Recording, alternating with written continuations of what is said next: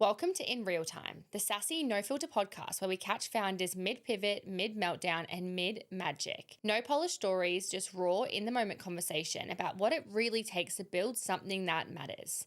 This is business, uncut, unpredictable, and happening in real time. If you already love the podcast, I would love to ask you to give us a follow, share this episode, and leave us a review, as it helps me to continue bringing incredible guests and episodes straight to you. Now let's get into it. Rachel, welcome to In Real Time. It's so good to be here. Oh my gosh. Guys, you won't believe it. I was just talking and I was like, did I just call you Laura or Rachel? Or what did I just call you? Like, I'm having a fucking moment today. This is kind of like our first, IRL date. Yes, it is. You know, That's what I love. So good. This is like the ultimate blind date. It truly is. Not online. And guys, we have gin because somehow Rachel read my mind and I got here in a frazzle manazzle and she had us some gin and sodas. Gin, always. So it's in a wine glass. Just it is always the way to go. Always. No, truly. Way forward. Gin? It is only going up from here. It's only going up from here. Okay. Today's guest is Rachel Ussher, a fashion trend, colour and design strategist with more than 20 years of experience in the industry. I was recommended to interview you by Laura, who owns Chow Chow and King Asilla. She loves you. You've worked with fashion brands behind the scenes, helping them with forecast trends, building commercially successful collections. You've had your own brand. You've worked in fashion for decades and decades. You are making me sound old. No, but I feel like it's like the depth of your knowledge. Yeah. And from what I can see when I look at your socials, the way that you speak about fashion, you can tell when someone knows what they're talking about and when someone maybe talks and you're kind of like, oh, yeah, whatever. But the way you speak reminds me a lot of legacy. Okay.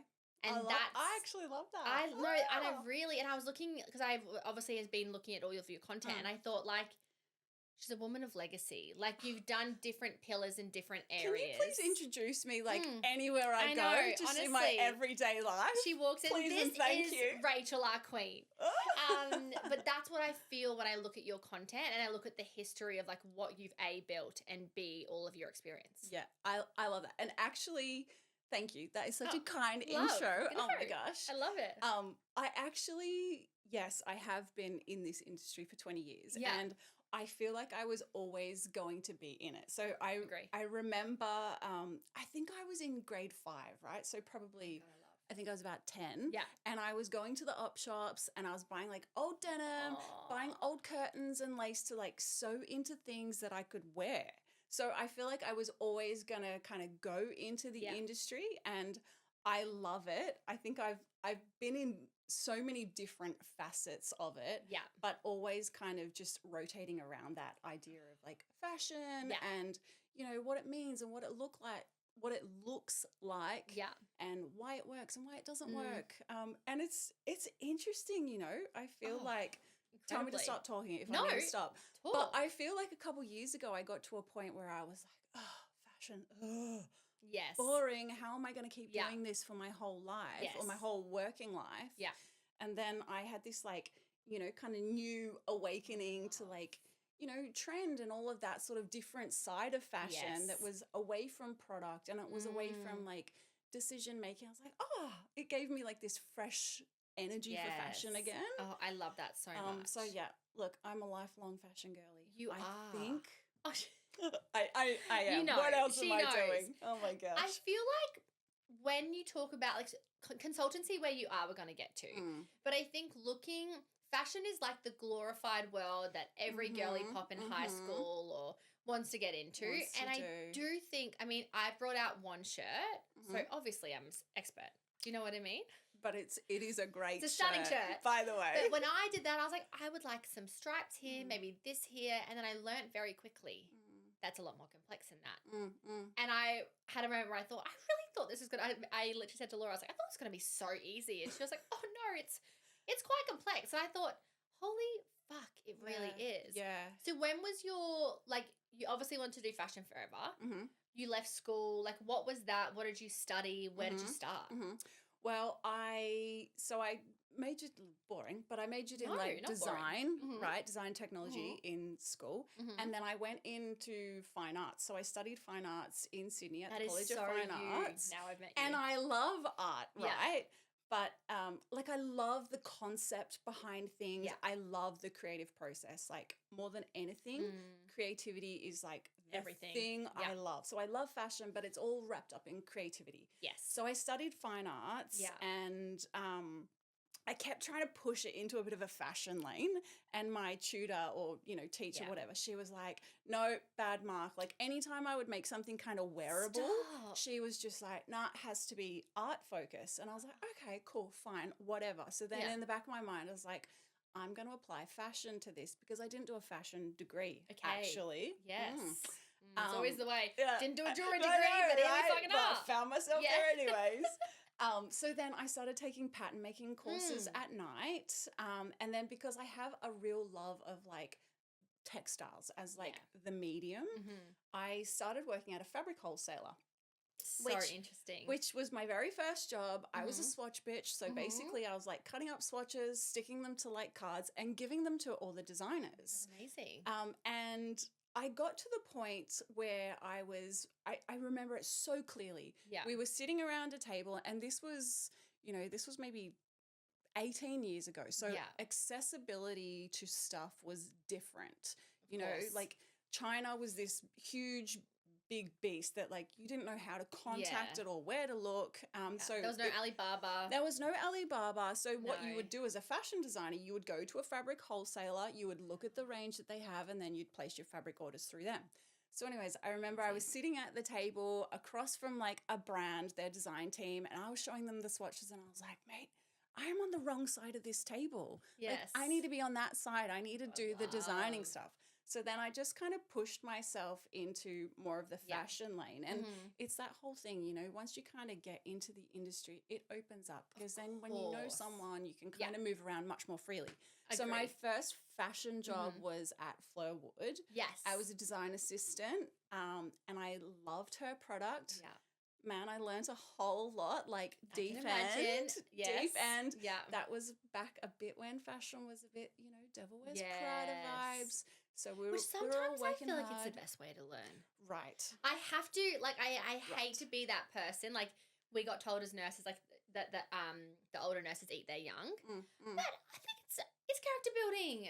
I think often the people, like, in those times where it's been completely gnarly and you're like, what am I even doing with my life? You always draw on that reference point because it teaches you so much, not only about your craft or your skill, but about yourself and the way you operate with people. So totally, like those crazy seasons when like you're young and you're working like a dog, they're often pretty formative to like the way you approach the rest of your career. Completely agree. So you started there, you grew your way through all different like industries. You went to Cotton On Group, which is obviously a huge conglomerate because I can't even imagine what you learnt there. Yep.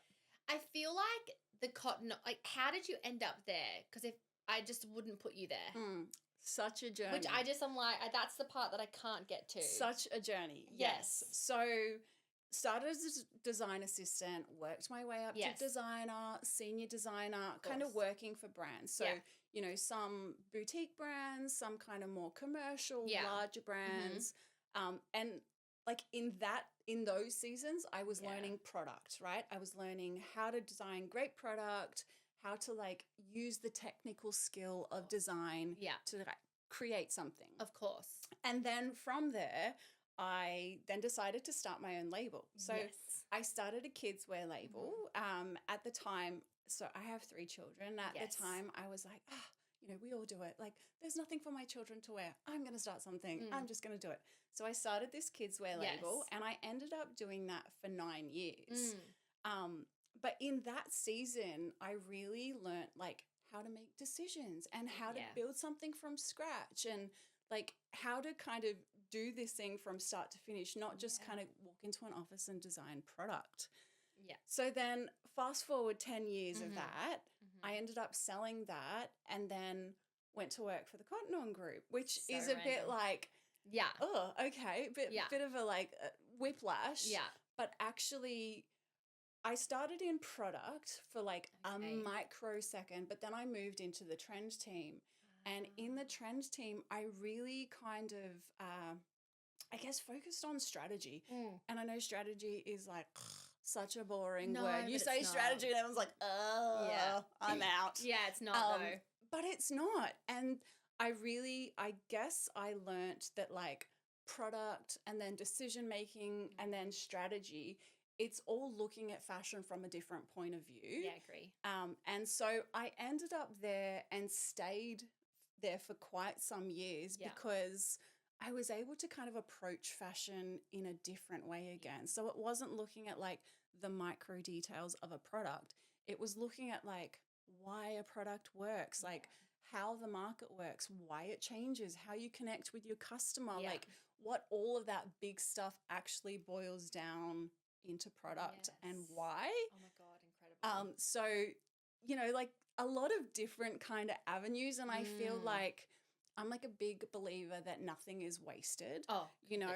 And so every like little thing that you do, every little journey that you go on or work experience or career decision, it all kind of like is archived and you kind of get to a point you're like, I can use all those different things now.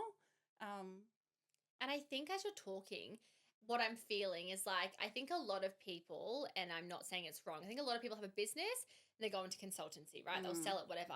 It sounds like to me that Cotton On Group, that was maybe without you knowing an intentional decision for you to close the gap on your knowledge. Because I feel like you had the design, you had the experience, you had everything. But that trend in strategy in today's world, especially in fashion, is everything. And I think in the next 5 years will be even bigger and the next hit thing and the next talk. And I feel like that closed your kind of gap on what you had to now be able to consult. 100%. And honestly, there was a time when, you know, it was probably maybe only a year in, I was like, what am I doing? Have I like pegged myself into some weird like little pocket from here? Like, where do I go from here? But then once I stepped back from that, I was like, this is like this beautiful kind of triangulation of just the same idea. And now I can look at it from different points of view. So look, it's good. I feel like I've learnt different things about fashion and about the why. Like I think the thing Cotton On taught me was curiosity is like, it is so important. So I love that. That's where I am. I think that what you talk to, and it's funny that you mentioned that textiles are your thing, because I've seen you speak about that on your social media and how every fabric you touch. And I do think that part of that is a creative thing. Like I think even when I design jewelry, I'm like, how do we make this more textual? How do we make it different? How do we look at it from a different angle? And to me, that's very much, I feel like, what you are as a human being. Like I think you're always looking for something different, or how do we make it more like exciting, or even get more curious about product, I think. And I do think in today's society, it's so difficult, to trend forecast properly, because I think there's so much crap and shit out there. Noise. And it's like, you know, that person's doing this and this person's doing this and what over here is doing this and over here and then this was on this thing. Like, how are you now for your clients moving forward? How are you doing that? How do you fucking break that down?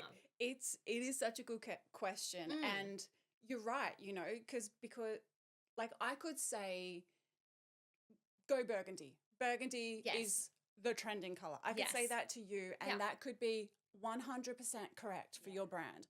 I could say that to this guy over here, go burgundy, fail, like tanks. You know, there is not one kind of thing that fits everything. It is so nuanced and it is absolutely not prescriptive, right? Trend. I say that to every brand that I work with. This is not prescriptive.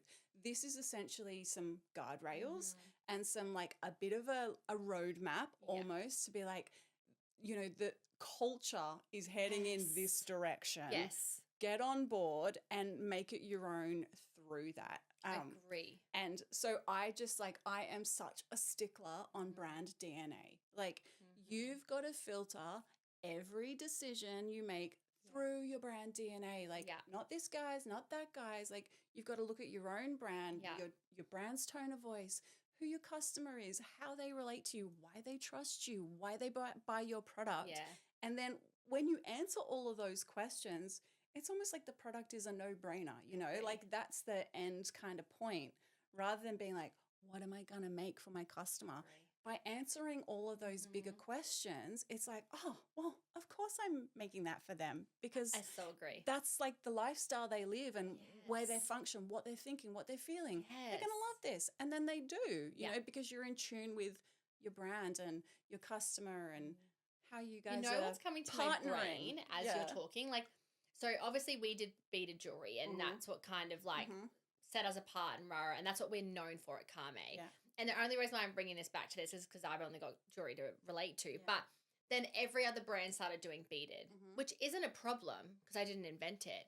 But some brands that I thought, but it's not you. They're just jumping on it You're because jumping. it was a trend. It's not you, and it didn't work. It's on sale 5 minutes later, and I think it's one thing to be like, that's a trending thing or a trending color or whatever. But if it, why are we all jumping on the same train if that train is not your brand and who you are? And it was funny when I started seeing it roll out, and I still see it now with brands. You know, I think like, but it's even jarring for me as a consumer. I'm like, that is not. I don't know you for beaded like, why? jewelry. Huh? It doesn't make sense, and I think we've seen it a lot, especially around this winter. Like, I don't know if you felt this, but I feel like every fucking brand, everyone was blending together. I was like, what's going on? We've all got stripy long sleeves. Yeah. And like I say that as Carme, because I'm like, I didn't know any different. I was like, I like that material. Yeah. You know, but everyone, it's like all of our brains are a bit brainwashed, and everyone had the same thing. Right. And I thought, and this winter, I guess because it was my first time bringing out like any kind of fashion piece, and obviously I'm thinking about summer and winter, I thought, right, you unknowingly get brainwashed by whatever is out there. And like, totally. So Make It a Brand comes to you, and they're like, you know, they've told you their whole brand identity and they want to do this thing. How are you guiding them? Oh, how am I guiding them? That is such a big question. I know, and it is so loaded. It's like, I love it. And I say at work, like, how big's a piece of string? Yeah, totally. Like, stupid question. Totally. But I do think, like, if a young founder is coming to you and they, you know, they have this strong identity, like, how are you kind of predicting? Because I guess it's a lot of pressure, you know, when you're consulting to these brands, and, you know, I know it doesn't like fall on you, but I can imagine when you care about your brand, you're like, okay, this and that, and we're going to do this. Like, how does one even determine that? Yes, totally. And I think like it comes back to that brand DNA, right? So if a brand comes to me and they have a really strong brand DNA, they're often coming to me because they're like either decision fatigued or they're like getting a bit wobbly on, you know, something. So they're coming to me for a bit of that guardrails, right? That direction. Yeah. And then basically I have this process. Yeah. So the way I kind of look at trends. Okay. Oh my God, I'm so excited. Guys, I feel like I'm just going to eat this up. I'm like, tell me. Pulls out the Venn diagram. Literally, I've got my recording button, record. Literally. So basically, like the process that I say, I've got to put this She's down. putting a glass down. I need Guys, my hands. I'm almost through I need my gin. hands. She's going, I'm yes. such a hand talker. No, I love same. I'm just refilling my gin, if anyone's wondering. A little bit of ASMR. Basically, you know, the process, you would think when a brand comes to me and says, okay, what does our next range look like, that we would dive straight into product. But actually product is like part of the end of the process. Yeah. So basically I look, so there's two kind of trends that I talk to. So I talk to macro trends and micro trends. So like the big overarching trends that affect all of us. They affect society. That's like the economy and the environment and like literal climate change and like politics and all of those sort of things. They affect the way customers think. They affect the way we feel, whether we trust a brand or not. And I know most people walking around a shopping center don't think that they're thinking that deeply about all these decisions that they're making. But they are. Like it's in their psyche. It's the way we behave is so interesting. Yes. So I look at all those really big macro movements and then I kind of think, oh, okay, what's happening here? So I'm talking to people. I am reading things. I am observing things. I am just consuming little pieces of the puzzle, really, is how I view it. And I'm kind of going, oh, that seems interesting. A lot of people seem to be talking about that. So I'll kind of grab that and be like, okay, that might turn into something. And then I move a layer down and I start looking at the catwalks. So when the shows come out, I basically like, I crawl into a hole. I'm like, got my coffee, got my gin. And I look at every single catwalk. I look at everything, all the details, and kind of what I then start to do is I start to either look for patterns or I look for the disruption of a pattern. Because if something is replicating across a lot of catwalks, I'm like, that's a flag. Something is happening there. But also if there's a designer that's kind of showing something that is so out of the ordinary, I'm like, ooh, that's another flag. Something's happening there. So then I take that, I then go another layer deep. So I look at high street, like how it's actually filtering through into the actual stores where, you know, scale and volume and all of that stuff matters. Yeah. Then I look at what people are wearing on the street, because that is such an indicator, because, you know, people, you want to express how you feel. And so your clothes actually do, or your style says something about you. Absolutely. So I take all of that and I'm like, okay, I think the mood of winter, for example, or whatever is XYZ. And then I take the brand and I take, you know, the way their customer is and their tone of voice and where they're positioned in the market. And I look at all of that and think, okay, this feels right for them. And then we boil that down into like color, silhouette, and then you end up with a jacket, you know? That is crazy. It's such a process. And when people come up and say to me like, oh, what's trending next month? I'm like, it's not it's not that easy. You can just see my head explode. I was Literally. Like, But I guess like something I'm thinking of as you're talking, it's kind of like balloon pants, right? Like I know this is not so randomly off topic, but like I've seen them so much because I was over in the US for quite a few weeks. And you know, the Copenhagen, but I think it's landed here, but not fully just yet. Like it's just kind of tweaked. Totally. Do you feel like that kind of trend? Because I guess people looking for summer, are we going to see that more in summer? Definitely. Yeah. See, that's what I always think. I think, are we going to see that? Is that going to die out? And look, there's already quite a bit of it in the market. There like is. if you looked in Zara or H&M, they would have that there. Yeah. But really, like from a broader point of view, Yeah. we've just come off many years of like quite luxury, right? Where everything was just so like put together, so simple. And then all of a sudden we have this like volume and like feminine volume. Yes. And so it's almost just the fashion industry's way of being like, no, we're sick of this like minimal and clean and put together. Like, let's have some fun. Like, let's make it voluminous. I'm ready. And I've been waiting movement. I've been waiting 30 fucking years for this movement. I'm telling you. Yeah. Oh my God. Okay. So you're studying. And I also just something about that, like that brings me like so much joy. Same. Like I'm not sitting there looking at or like doing what you're doing, but like the fact that lights you on fire as a human, like something about passion in other people and like what they just fucking love. Right. Literally lights me up. And I can see it. I can see you with your coffee. Right. I can see it. And it's not like for the sake of fashion. No. Right? I like clothes. But look at me. I'm in like black and grey. But she like, looks cool. She got her Solomon's on, guys. She has a fucking simple. Solomon's. I know what you mean though. But I love the idea of like getting the puzzle pieces and being like, oh, I think that fits together. And then being like, why does that fit together? Yeah. And then being like, I get it. You know, it's fun. It's like creativity. And like, you know who I think I don't buy? Is it Schiaparelli? But what he's doing at the moment, like I feel like Schiaparelli is very much like they've always been out there, right? They've always been so like the out You're there. You're not wearing kind that of, to go get coffee. no. And they've always been so out there. But I've recently felt like they're swinging. Like I can feel them coming maybe a little bit more into the mainstream. Like people on TikTok are wearing them a bit more, and like I'm like I can definitely see that movement of like moving into the more like color, confidence, women empowerment. Like I don't know. I can definitely feel it. I love that. And you know what? Like underneath that, there's a real kind of shift to like an 80s resurgent. Oh my God. Bubbling away underneath that. So it's like, you know, the power kind of silhouettes and the bright expressive color. Yes. Once again, like you could look at that and be like, you know, what you were saying before, everything looks the same. And that could be because the economy's bad and designers and brands want to make some money. Yes. So everyone's just like hedging their bets and playing it safe. I feel like that was winter. Totally. I totally agree. And I'm not saying it's bad. I just think because believe it or not, I'm not a big shopper. Mm. I fucking love clothes. Mm. But I find that I really struggle to find my type of clothes because I love like color maximalist, but I also love to feel like elevated. Yeah. Like not just like, you know, together. lots of crap, you know? Yeah.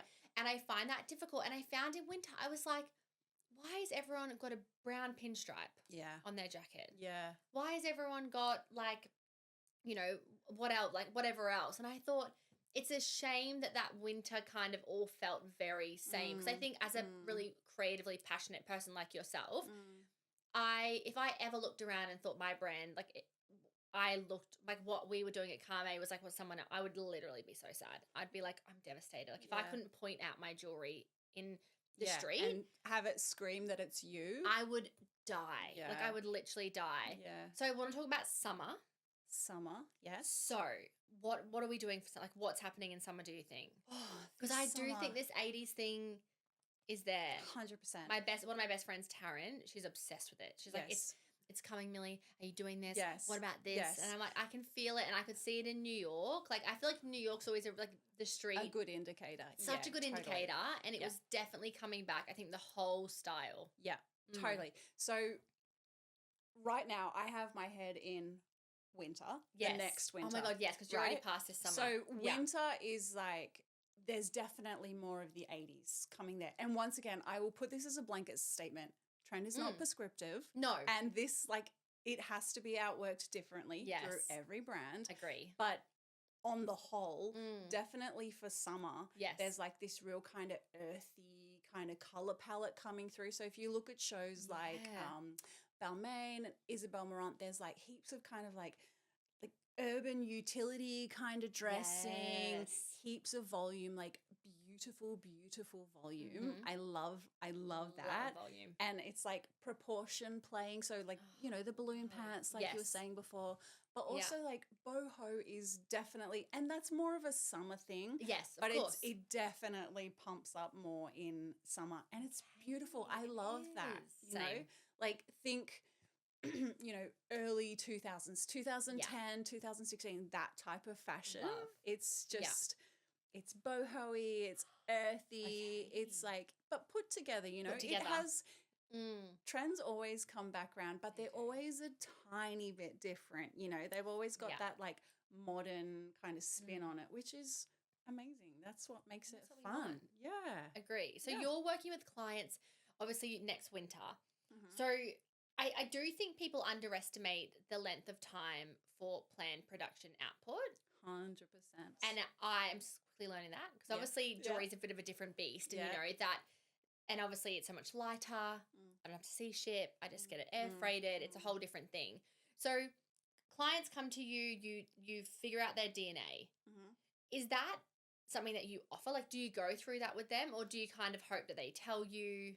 No, so I sort of, it's part of the process. So, you know, I get all their kind of, you know, branding. I look at all their kind of, their books that kind of say who they are, what they're about, but I also just kind of study their product. I work a lot with the founders, so kind of hearing them speak about their brand and, you know, listening to the team is how I sort of put it together. And then I place where they are on the market, who their like competitors are, and then from there I build a bit of a, you know, I do a bit of like research on them and kind of go, okay, this is who your brand is and how you speak, and then from there kind of outwork the season. So either like through projects, or I go in there with the team and we design the range together, or I don't know, it looks different every time. Of course. Yeah. I think when you're quite an intuitive woman, which I feel like you are, I think you can pick up on it. I think when you just offer like, this is I'll design this for you, whatever, it's so sterile. Like I think to be able to help a brand build, you have to know what they're starting with, their vulnerabilities, who they are. Like I think it's such a multifactored thing to go into a brand and then help them potentially redesign what they're doing, because they're coming to you because something isn't working. 100%. No one's going to a consultant because they're living life on the because edge. We've got it dialed. No, they're looking for a specialist in that field because something isn't working. Yes. When they're coming to you at that stage, what do you think is the number one reason why these brands start to wobble? Oh, look, I think it can be multiple things. Of course.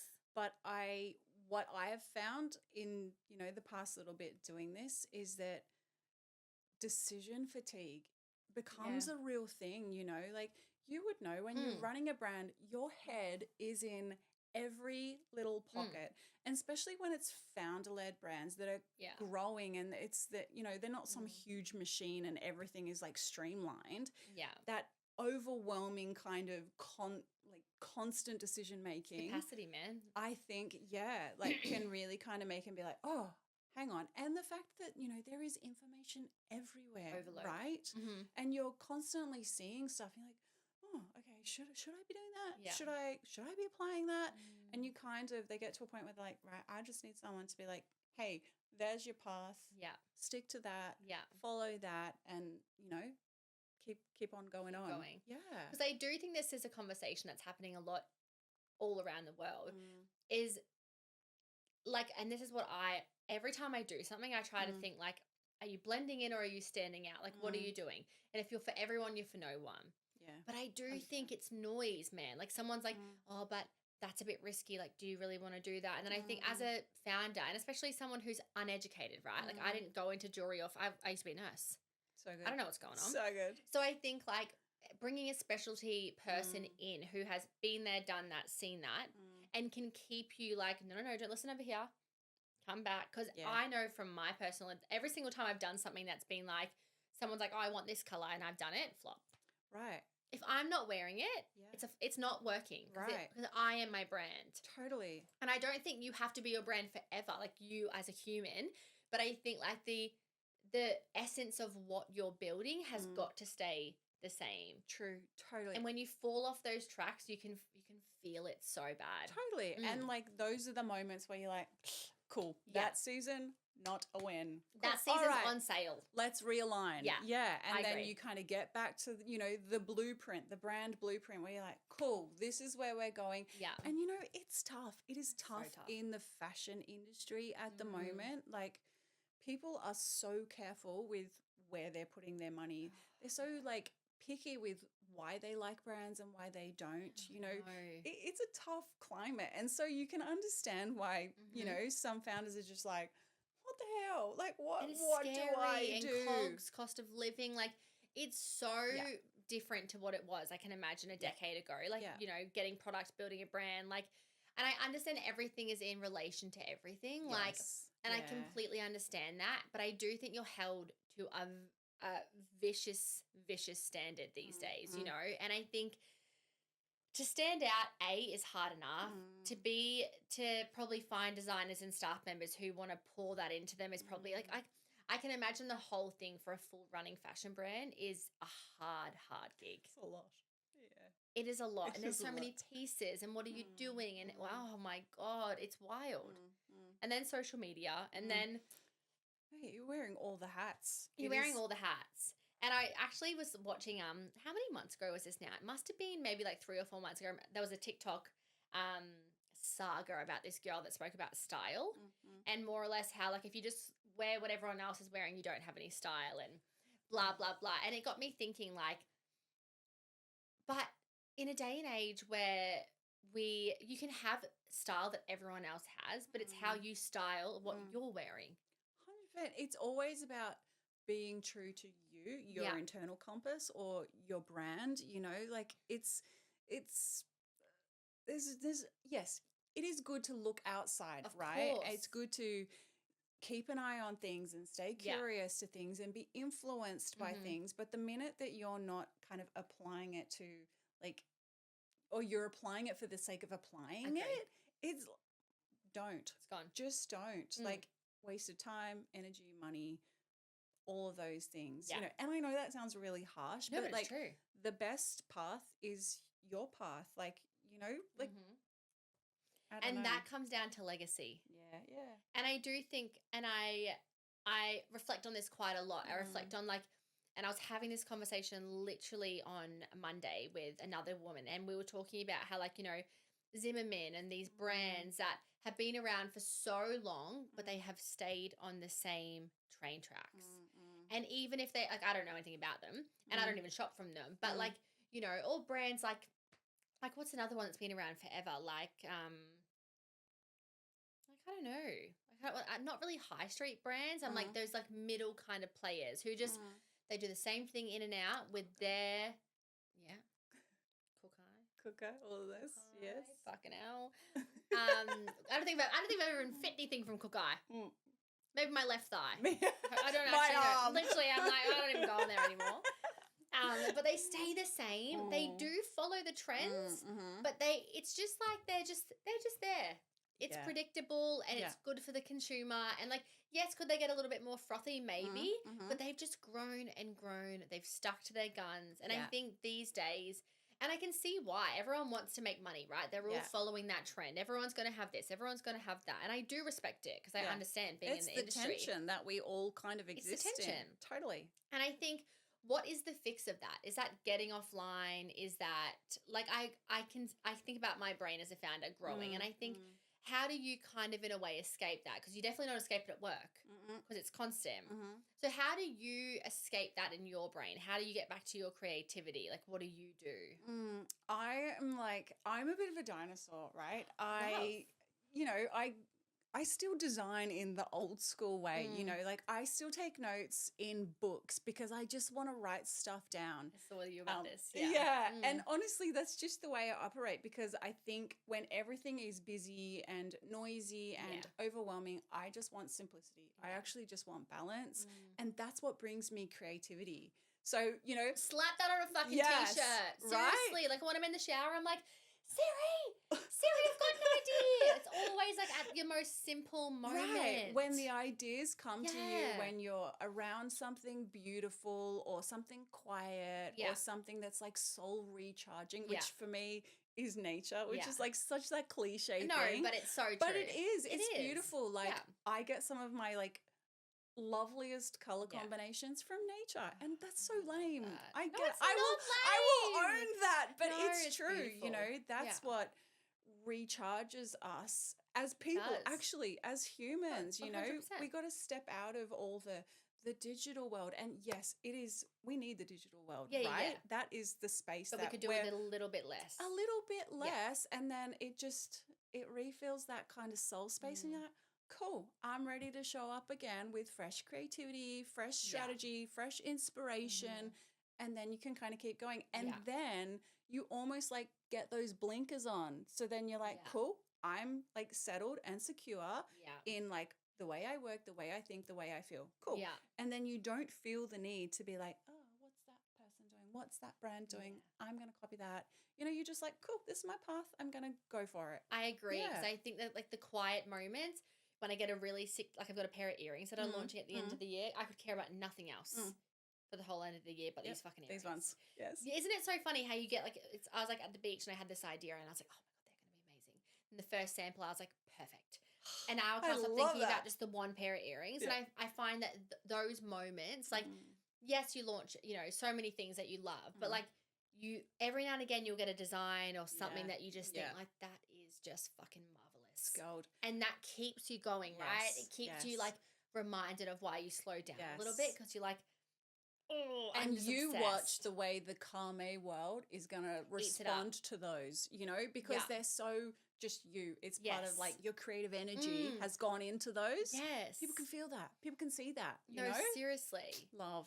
In your whole career, I really want to know what you reckon the two biggest, like, not even pieces of advice that you've received, but like biggest takeaways that if you could look back on your 20-year career to tell someone new, like all the notes. Give us like two or three, which is so hard, I know, but. Yes, no, I actually love that question. I think I would say I have learnt that the journey is not linear. No. You know, and it is great to be like, cool, I have a plan. Or I have a business plan, or I have a career goal, and, you know, X plus Y should equal Z, right? That is good. Have that plan, but it rarely outworks like that. Yeah. And I've learnt that some of the biggest things that I would have considered side steps have actually opened up the most amazing doors that I would probably not have looked at even if I was like X plus, you know, like just I need to head down this path. So I think the journey is not linear and to be agile with that and lean into that, because I love that. when you say yes to things, or when you're curious about things, it leads you to different places you can't plan. And those are like, they're the places where you grow in your creativity, or your Yes. capacity, or your knowledge, or your skills, all of those little things. Yeah. So I don't know, I would say journey's not linear. Yeah. And like just being like, yeah, being game enough to be curious, and then brave enough to like outwork that curiosity. You know, like when you find something, you're like, oh, there might be something here.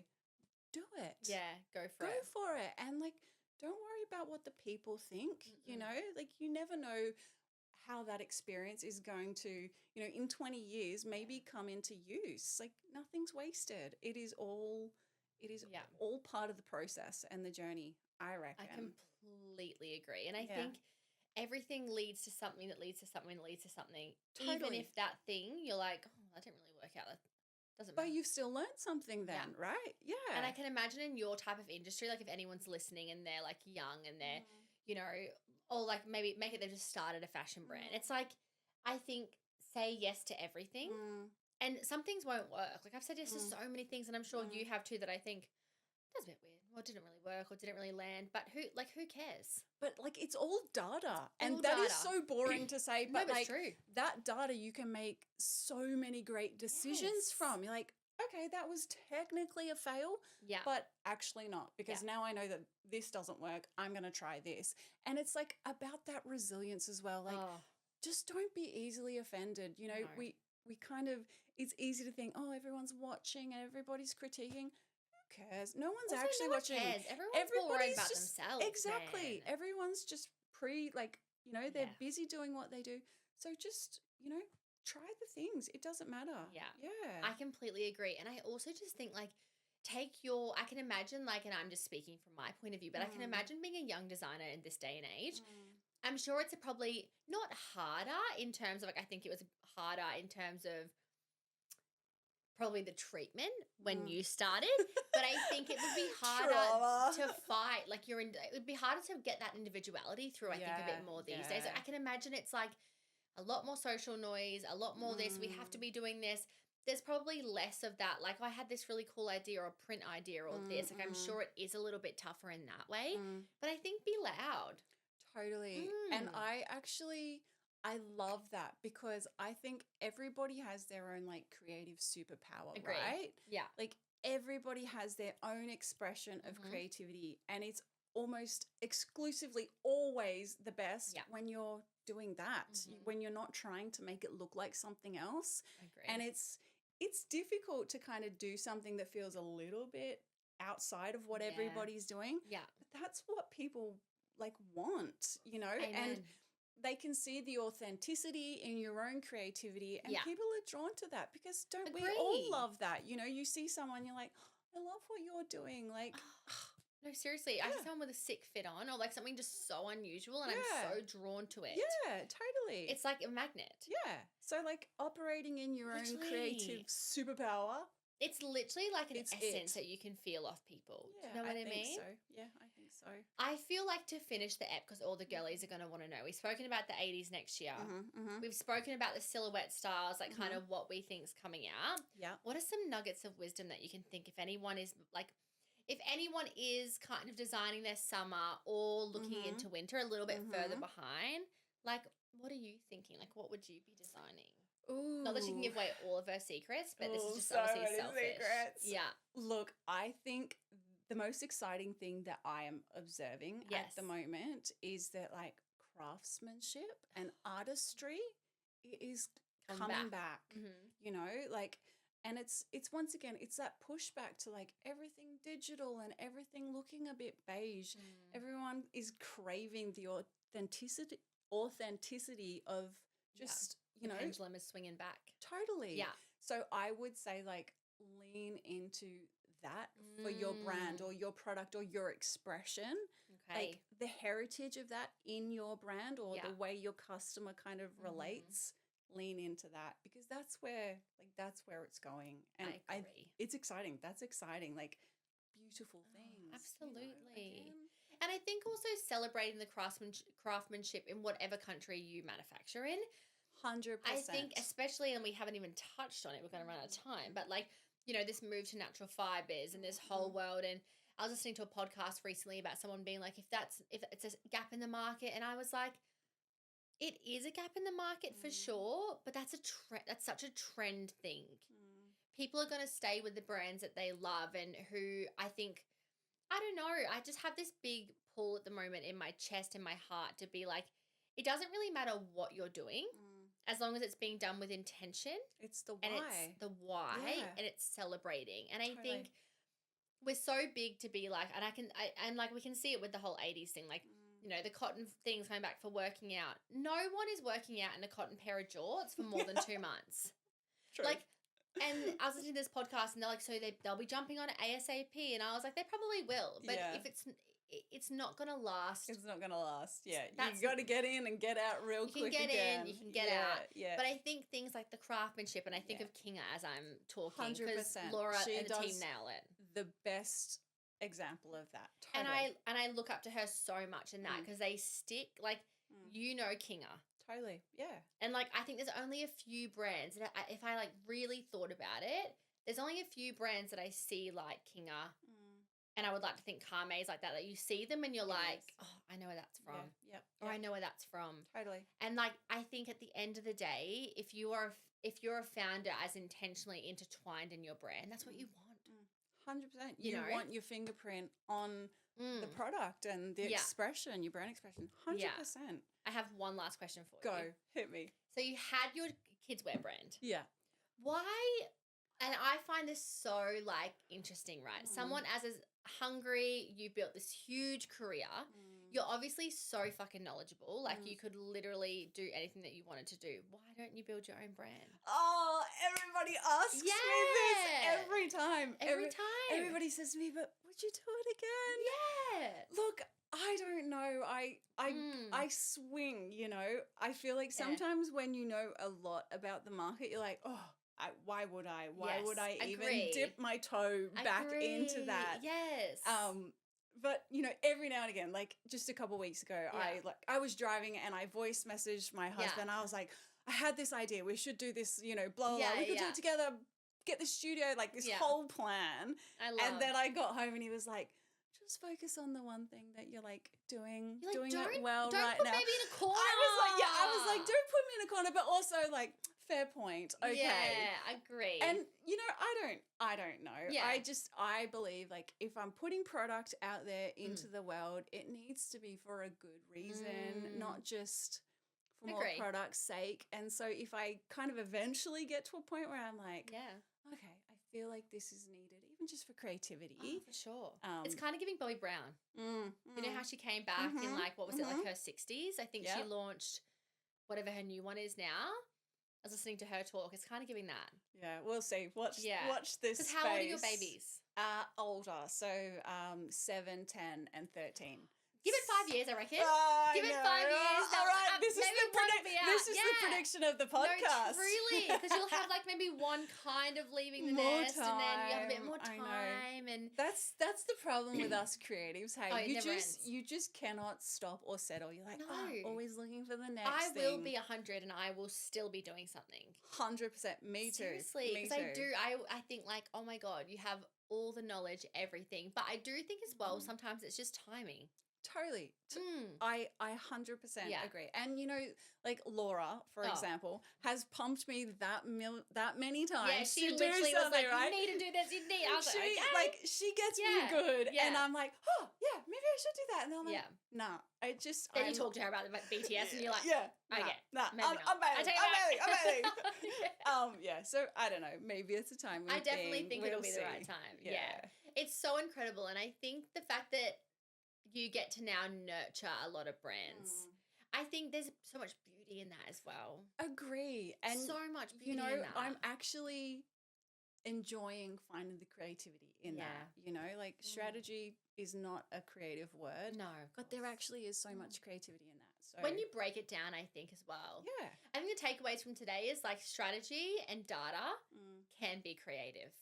100%. And they can I make will your stand on my creativity- soapbox. No, but I And it can make the agree. creativity so much more intuitive, Yes. honestly. And I Yeah. think that I've learned that this year because Mhm. obviously, because Kame's only like, well, with 3, but really 2 because nothing happened in the first year. So I feel like next year I'm so excited because I'm like, okay, cool. We have actual data You've from got the some last 2 years. Like, wins. what was a flop? Yep. What worked? Like, things still flop. Yep. And Totally. I'm like, you know, and like we brought out a necklace and I had this gut feeling. I was like, oh, we shouldn't have, it's just not Kame. But I was like, Mhm. we'll give it a whirl. Shithouse. But I think that's been beautiful because I think Yes. now for next year, I'm like, I can't wait to just go away to a cabin for a weekend by myself and be like, Yes. okay, what worked? What didn't work? Why didn't that land? You know? Mhm. And I think I used to be like, oh, I hate that. I used to Yeah. be so like, no, Yep. no, thank you. And now I'm like, I'm actually so excited for that. Totally. Because it's like coupling the intuition Mm. with the analytics, Yeah. you know, and like harnessing them both to be like, yes. And then you have the confidence behind your Yeah. design because you're Yeah, like, yeah. fuck yes, that's going to work so well. Totally. Okay, I know I said last question, but last question. Do we think, what's the color of summer? Do we think it's teal? Oh, look, I don't actually think it's teal. There is teal in there. Okay. But there's so many pastels coming through, like a Yes. beautiful pastel feminine Okay. palette. You know, Okay. teal, is it the color of the year? Maybe the Pantone color of the year. Well, I don't know. Oh, it is. No. Yes. Yeah, maybe. I think definitely greens and blues are I agree. pumping up Yeah. in importance, and Yeah. the way they work together. Like, Yes. you know, it used to be like you would never put green with blue. Yes, We are girl. now sugar. Put them together. Yes, They are best okay. friends. I And love. pastels. Okay, and then winter Beautiful. next year. Winter next year, earthy. Once again, a little bit like chaotic. So like Okay. there are quite a lot of brights and Yeah. saturated colors. I feel hesitant to call out one key color, No, but the of color of the year, course. the Pantone color of the year for 28 is that like russet red. So like Yes. rusty kind of earthy Yes. colors. Yeah. You know what I think we're going to see a lot of next year? Like artist collaborations. Oh, I think we don't even start me on collaborations. No. I love I collaborations. love collaborations. Same. And I don't know, I have this feeling that next year, we already see them obviously and they're already incredible, but I really do think next year, like moving into that craftsmanship, maybe a brand can't actually do that or they don't have the design textiles or it's not their thing. Yep. But I definitely can see how people are going to pivot into that. Like, well, who can we display? Who can we use? Like, Yeah. whose art? Like, yeah. I just got goosebumps. I feel Partnership. like Ooh. that's a massive thing, especially like collab with women who are doing Yes. amazing Yes. things. So you've got plans then? Hopefully. Oh! I'm not that organized, but I did just bring on a marketing manager. So now I do this So new thing where I go, good. I'm just going to thought dump Yeah. and I just speak at her. And then you figure And it then out. she goes, no worries. And I'll send an email and then I'll be like, no need to respond. Just thinking. Just And I think- my thoughts. Because if I don't say it in the moment, then it's gone. It goes. Yeah, it's totally. gone. Yep. Okay. And I'm like, and I had to tell all my staff, like everyone turn their teams off. Because I know it's selfish, but if I don't send it, it's not happening. And then I've forgotten what I've said. It's So I'm gone. like, I'm always the annoying person, like with like a 10-minute voice note or like, you know, but I think like but I love collaboration. Yeah. Like it literally, I could talk about it forever. Like it Yeah. sets me the right collaboration Yes, that you yes, can yes. sniff the wrong one out. Yeah. You can sniff a transactional relationship out anytime. Yeah. But I think for me, like nothing makes me more excited than just being like, I mean, that's why I did the podcast. Like I love lifting people up. I love like talking. Like I love that whole sense of like, how can we discuss and talk and give back? And I love that whole thing. So I think that's going to be a big thing for next year. So good. Oh my God, I know. Where do we find you? Where do we find me? Socials. Yeah, we'll tag everything. Yep. And so I would like also for anyone listening that's like, I need to work with this bitch immediately. So DM, email. Just DM me. Yeah, okay. I'm on the DMs. Just on the DMs, we'll tag all of the socials and everything I'm in the here show for notes. the conversations. I love it. excited. Are you booked up? I'm getting there. Guys, be quick. Be quick. I like literally can't wait. And I can't wait for 5 years down the track to see what brand you're launching. I'm so excited. I'm coming for you. Literally, we'll do a collab. Yes. Oh my God. All right. Bye.